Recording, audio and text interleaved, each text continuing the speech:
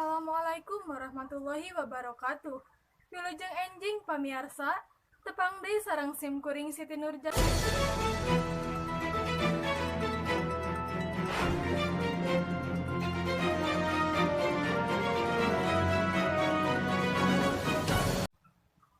Hujan anu ngecrek sapeting jeput ngabalukarkeun mangratus-ratus imah warga di Desa Mekar Pawitan, Kecamatan Paseh, Kabupaten Bandung, kakeum caah anu jerona tepi ka 50 cm.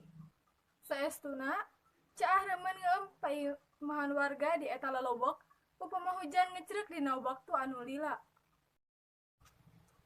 Hujan gede anu ngecrek salila genep jam ngabalukarkeun 200 unit imah warga di Desa Mekar Pawitan, Kecamatan Paseh, Kabupaten Bandung, kakeum caah.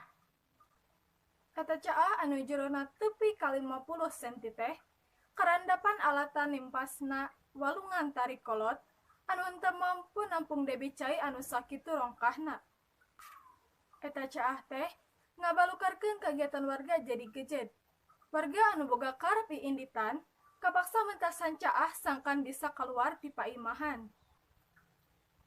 Saurang warga Mekar Pawitan ngajeskeun caah anu ngeuem kampung Mekar Pawitan teh karandapan alatan jebola tanggul walungan tarik kolot.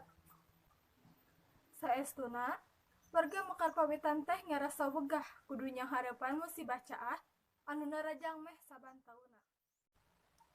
Pamiarsa, mung sakitu anu kapihatur, wilujeng tepang deui dina waktos anu kapayun, sim kuring Siti Nurjana amit mundur, hatur nuhun. Wassalamualaikum warahmatullahi wabarakatuh.